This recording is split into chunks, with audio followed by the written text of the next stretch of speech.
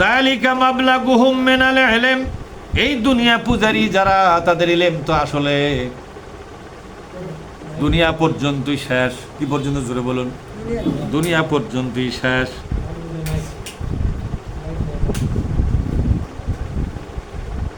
আর ইমানদারদের ইলমটা কোন পর্যন্ত? দুনিয়া থেকে শুরু আরশে আজিম পর্যন্ত ইলমের দৌরাত্ম্য, ঠিক না? বা ঠিক। দেখেন, আমরাই তো ইলমে দেখেছি আকাশের উপরে হয়তো আদম আলাইহিস সালাম আসেন প্রথম আসমানের উপরে। এই ইলমটা দুনিয়ার কেউ দিতে পারবে? তাহলে প্রথম আসমান থেকে সাত আকাশ, সাত আকাশের পরে সিদরাতুল মুনতাহা, বড়ই গাছ আছে না? সে সিদরাতুল মুনতাহা পার হয়ে যা আরশে আজিম, এ পর্যন্ত আমাদের ইলম চলে গেছে। এই পর্যন্ত ইলমের চর্চা ওদের মধ্যে আছে? এটা তো ইসলামের ইলম, আর ওদের কাছে তো ইসলাম নাই, আছে শুধু দুনিয়ার পণ্ডিত। কথা ঠিক না? এইভাবে এটা করতে হবে, ওইভাবে এটা করতে হবে, এইভাবে ওষুধ বানাতে হবে, এইভাবে বিমান বানাতে হবে, এইভাবে মলবি মারা লাগবে, এগুলো খালি ফন্দি। কথা ঠিক না? এলেমগুলো খালি এগুলোর মধ্যে ওকে সীমাবদ্ধ। আখেরাতের কোনো এলেম নাই। আখেরাত যা আছে সেটাও ওরা বিশ্বাস করে কিনা সেটাও অনেক দূরের কথা। ইন্না রাব্বাকা হুয়া আলামু বিমান দাল্লা আন সাবিলিহি, নিশ্চয়ই তোমার রব তিনি জানেন ইসলামের সত্যিকার রাস্তা থেকে তারা কারা কারা নেমে চলে গেছে, ইসলামের পথ থেকে নিজেকে হারিয়ে ফেলেছে কারা, ইসলামকে হারিয়ে জাহিলিয়াতকে বুকে ধারণ করে আছে কারা, এদেরকে আল্লাহ হারে হারে চেনে। সুবহানাল্লাহ। এই দুনিয়া পূজারী যারা, দুনিয়ার সফলতা এটাই যাদের কামনা এবং বাসনা, এরা আসলে সত্যিকার অর্থে ইসলাম থেকে নিজেকে দূরে সরে নিয়ে গেছে। কে বলেছেন? আল্লাহ বলছে ইসলাম থেকে আনসাবিলিহি, তার রাস্তা থেকে সরে চলে গেছে। ইসলামের সত্যিকার পথে নাই। ইসলামের সত্যিকার পথের মানুষের চরিত্র এটা নয়। যার তাকে দোষারোপ করা, যার তাকে মিথ্যা মামলা দিয়ে হয়রানি করা, ঠিক না? ব্যাটিক জোরে। যার তার অধিকার কেড়ে নেওয়া, যে কোনো মূল্যে নিজের মাতব্বরীকে ধরে রাখা, তা জনগণ চাক আর না চাক, ঠিক না? ব্যাটিক জোরে। জালিয়াতি করে, পেশি শক্তি ব্যবহার করে, নোংরা বুদ্ধি এবং নোংরা পলিসি খাটায়া এই সমাজের পূর্ব হয়ে থাকা, এটা দুনিয়া পূজারীদের পক্ষেই সম্ভব, আখিরাত পূজারীদের পক্ষে সম্ভব নয়। আল্লাহ কি বলেছেন জানেন? সূরা হাসরে, লা ইয়াস্তাবি আসহাবুন নারি ওয়া আসহাবুল জান্নাহ, আসহাবুল জান্নাতি হুমুল ফাইজুন। জান্নাতে চলা মানুষ আর জাহান্নামে চলা মানুষ একরকম হতে পারে না। জান্নাতে চলা মানুষের স্বভাব চরিত্র, তাদের চিন্তা ভাবনা চেতনা, তাদের ভবিষ্যৎ পরিকল্পনা এক ধরনের হবে, তাদের পোশাক পরিচ্ছদ, তাদের কথা বলা, তাদের আমল আখলাকগুলো এমন এক ধরনের হবে, দেখেই বোঝা যাবে লোকগুলোর আসল ঠিকানা পরকাল। এরা দুনিয়ার জন্মের সদস্য নয়, এখানে ঘুরে বেড়াচ্ছে, কিন্তু এদের ধান্দা চিন্তা ভাবনা সব কি নিয়ে? আখিরাতকে নিয়ে। কথাটা কে বলেছেন? সুতরাং জাহান্নামে যারা যাবে তাদের কথা বলার ঢং হবে এক ধরনের, পোশাক পরিচ্ছদ হবে এক ধরনের, টাকনুর নিচে পোশাক নামে গেল কি গেল না তারা খেয়ালই করে না। আছে না জোরে কোন? ইমানদার লোক সবসময় চতুর্দিকে খেয়াল করে না রে না। টাকনুর নিচে পোশাক যদি চলে যায়, কিয়ামতের দিন নবী আমার সাফায়াত করবে না, এই চিন্তা আছে তার মাথার মধ্যে। কথা কি বুঝতে পারছেন? সূরা হাসরের শেষ দিকে আছে না ভাই এই কথাটা? জান্নাতে চলা একটা মানুষ, জান্নাতের পথে চলা একটা মানুষ, আর জাহান্নামের পথে চলা একটা মানুষ, দুই মানুষ কি সমান হবে? তার কথাবার্তা সমান হবে? জাহান্নামের পথে চলা মানুষটা বিড়ি খায়, খাই কিনা জোরে এখন? আবার জান্নাতে চলা মানুষটা ওইও বিড়ি খায়। বিড়ি খাওয়ার বেলায় দুইজনে এক রাস্তার লোক, ঠিক না? কথা কয় না? বিড়ি খাওয়ার বেলায় দুইজনে কয় রাস্তার লোক? জাহান্নামে চলা মানুষটা গুল মাখে, জর্দা খায়, গুল ব্যবহার করে, বিড়ি খায়, সিগারেট খায়। অনেক লোক বলে আমি বিড়ি সিগারেট ঘৃণা করি, গুলটা মুখের মধ্যে লটর বটর করে, করে কিনা জোরে এখন? এ লোকটা হলে বিশ্ব চোর। এ লোকটা কি জোরে এখন? এলো বিশ্ব চোর। বিড়ি আর গুলতে একই পাতার থেকে তৈরি, একটা আগুন দেখাচ্ছে, তুমি তা ঘৃণা করলে, আর ওই বিড়ির পাতাগুলো গুঁড়া করে কিছু মশলা মাসলি মারে দিয়ে ওটাকে পাওয়ারফুল করে দিয়া যখন গুল বানালো, সেটাকে কৌটা খুলে ঢর ঢর করে ঢালতিস। তোমার স্বভাব চরিত্রের সাথে জান্নাতে চলা মানুষের স্বভাবের কোনো মিল নাই, ঠিক না? এই জন্য আল্লাহ তাআলা বলছেন জান্নাতে চলা মানুষটার স্বভাব এক ধরনের হওয়া লাগবে। তাদের কথা বলা, তাদের চিন্তা ভাবনা, তাদের সতর্কতা এবং আল্লাহর কাছে জবাবদিহিতার চিন্তা তার মাথায় নিয়ে চলে সবসময়। এই কথাটা যদি আল্লাহ আমাকে বলে কি জবাব দেব রে, এর পিছনে 10টা টাকা খরচ করেছি, প্রতিটি টাকার জবাব দেওয়া লাগবে কার কাছে? নবী আমার বলেন কিয়ামতের দিন 5টা প্রশ্ন করা হবে। কয়টা?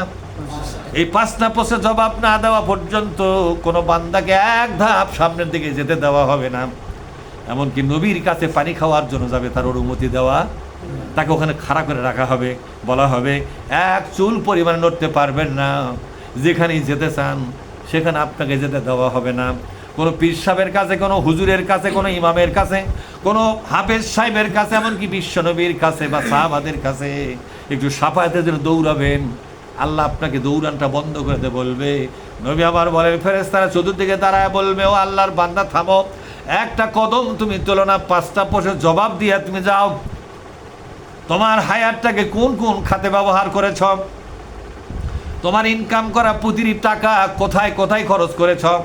প্রতিটি টাকা খরচের পিছনে কোনো জরুরি প্রয়োজন ছিল কিনা? হালাল জিনিস কেনাকাটা করেছো কিনা? আমার কথা বোঝেননি? এই জন্য প্রতিটি টাকার জবাব দেওয়া যাও। এই টাকাগুলো কোথার থেকে ইনকাম করেছো, ইনকামের জায়গাগুলো দেখাও। এটা না দেখানো পর্যন্ত এরপরে একের পর এক 5টা প্রশ্ন করা হবে। 5টা পরে জবাব যখন বান্দা দিতে পারবে না, ব্যর্থ হয়ে যাবে, তখনই বলা হবে খুজুহু ফাগুল্লুহু সুম্মাল জাহিমা সাল্লুহু। ধরে কে ফাগুল্লুহু, তার কোমরে, তার পায়েতে এবং তার গলার মধ্যে বেরি লাগাও। কুকুরের মতো মরা কুত্তা যেমন টানে নিয়ে যায়, এই লোকটাকে টানার জন্য তোমরা বেরি লাগাও। বেরি লাগাবার মূল কারণ হলো কোটি কোটি মানুষের সামনে তাকে টানা হবে, সবাই মিলে দেখবে লোকটার কি অপরাধ ছিল। দুনিয়াবাসীকে দেখাবার জন্য এই কাজটা করা হবে যাতে অপমান অপদস্থ বেশি হয়। কথা বোঝেননি? সুম্মাল জাহিমা সাল্লুহু, এরপরে তাকে জাহান্নামে নিক্ষেপ করো। সুম্মা ফি সিলসিলাতিন জারউহা জারান ফাসলুকুহু সাবউনা জারান, 70 গজ লম্বা শেকল দিয়া তাকে ঠিক মতো বাঁধো। এরপরে তাকে জাহান্নামে ফেলে দাও যাতে নড়াচড়া পর্যন্ত করতে না পারে। তাহলে বোঝা গেল 5টা প্রশ্নের জবাব দেওয়া আমাদের খুব জরুরি কিনা? জোরে কর। হায়াতটা কোন খাতে ব্যবহার করেছি, আমি টাকা পয়সা কোন কোন খাত থেকে ইনকাম করেছি, ইনকামের প্রতিটি টাকা আমার পাক না না পাক, এটা বলা হবে কিনা? জোরে কর। আমার ইনকামের টাকার জবাব দেওয়া লাগবে কার কাছে? কোথায় কোথায় আমি খরচ করেছি, এই খরচের খাতগুলো বিশ্বনবীর পছন্দ হবে কিনা? বিশ্বনবী যদি শোনেন এই লোকটা গুল কিনা টাকা খরচ করেছে, এই গুল কেনার উপরে বিশ্বনবী খুশি হবে না বেজার হবে? আপনাদের কি বিশ্বাস হয় যে গুল মাকসু না এটা না হয় ধর্ম না, যা এরকম নোংরা বিশ্বনবী? কথা কন না কেন? এগুলো নোংরা। আপনার নোংরামিতে জীবন ভরালেন, বিশ্বনবী আপনার মতো নোংরা নাকি যে আপনাকে সাপোর্ট দিবে? সাফায়াত মানে হলো সাপোর্ট দেওয়া। কথা কন না কেন? সাফায়াত করা মানে কি? সাপোর্ট দেওয়া। বিড়ি খেলেন কি আপনি? এই বিড়ি খাওয়ার আঙুলটা যদি বিশ্বনবী একবার দেখে, নিচে দাঁড়িয়ে উপরে কি? কথা কন, নিচে দাঁড়িয়ে উপরে কি? কথা কয় না। আগুন। আগুন তো এমনি লাইটও জ্বলাবে, সেটা তো আগুন। নিচে দাঁড়িয়ে উপরে বিড়ি, কথা ঠিক না? এই দাড়িটা কি সুন্নত না নফল? সুন্নতটা কার? আল্লাহ রাসূলের। এই সুন্নতের উপরে কি? যেটি সুন্নত নেই সেটি বিড়ি ধরাও। কথা কন না গায়ে? নবীর সুন্নত যে জায়গাত নাই, তোমার শরীরের মধ্যে যে জায়গা সুন্নত নাই, বিড়িটা সেটি লাগাও। সুন্নত অপমান করার তুমি কে? সুন্নতের উপরে, যেমন কোরআনের উপরে কেউ ইংরেজি বই থুবে? কথা কয় না। ইংরেজি বই একটা বই, গুরুত্বপূর্ণ বই। মেডিকেলের একটা বই গুরুত্বপূর্ণ না? মেডিকেলের একটা বই গুরুত্বপূর্ণ কিনা? এটা কোরআনের উপর রাখলে কেউ জানতে হবে? আর কে জানতে হবে না? কে? ওটাও তো জ্ঞানের বই, জ্ঞানের বই না? ওটা তো ঠিকই বুঝলেন, কিন্তু দাড়ির উপরে বিড়ি খায়। দাড়ির ইজ্জত থাকলো? প্রতিটি মুহূর্তে এদেশের মুসলমানরা পরকালে জবাবদিহি করা লাগবে, এই চিন্তাটাই মাথায় লালন পালন করে না।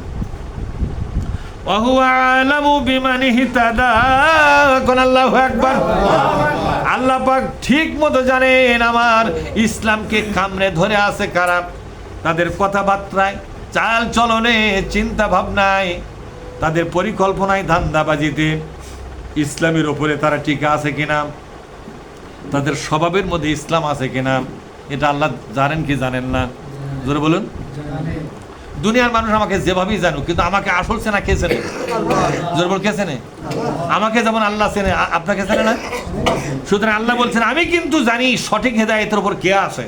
হেদায়েতের না বড় বড় কথা বলে কোনো লাভ নাই। তুমি বড় কথা বলতে পারো, জনগণ তোমার পরহেজগারি দেখে, তোমার ইবাদত বন্দিগি দেখে, তোমার চলাফেরা দেখে তোমার নামে মেলা বড় কথা বলতে পারে, কিন্তু তোমার ভেতর আর বাহির সবটা আমি আয়না হাসির মতো দেখি। সুতরাং আমি জানি আমার ইসলামের ওপরে, আমার নাজিল করা হেদায়েতের ওপরে কারা জীবন বাজি রেখে ত্যাগ স্বীকার করে, কি স্বীকার করে জোরে কন? ত্যাগ স্বীকার করে কারা কারা টিকে আছে। ইসলামে টিকে থাকতে গেলে ত্যাগ স্বীকার করা লাগবে, লাগবে কেন জোরে কন? লোভ লালসা ত্যাগ করা লাগবে, নোংরা বন্ধু বান্ধবদেরকে বর্জন করা লাগবে, যদিও তারা কাছের মানুষ, যদিও তারা এই, আর দূরের মানুষ যদি ইমানদার হয় তাকেই বন্ধু বলে বানাতে হবে, তার সাথে সম্পর্ক গভীর করতে হবে, হাট বাজারে আসলে তাকে খুঁজে বের করতে হবে, ঠিক না? আমরা যত নোংরা লোকের সাথে চলাফেরা করি, মারাত্মক একটা সমস্যা। সম্মানিত ভাইরা, এই সংক্ষিপ্ত আলোচনা থেকে আমরা আমাদের হেদায়েতের রাস্তাগুলো খুঁজে নেই ভাই, তাহলে পরকালে আমাদের জন্য মানে জবাবদিহিতা, আল্লাহর কাছে বিচার ব্যবস্থায় আমরা বড় সুবিধা আদায় করতে পারবো।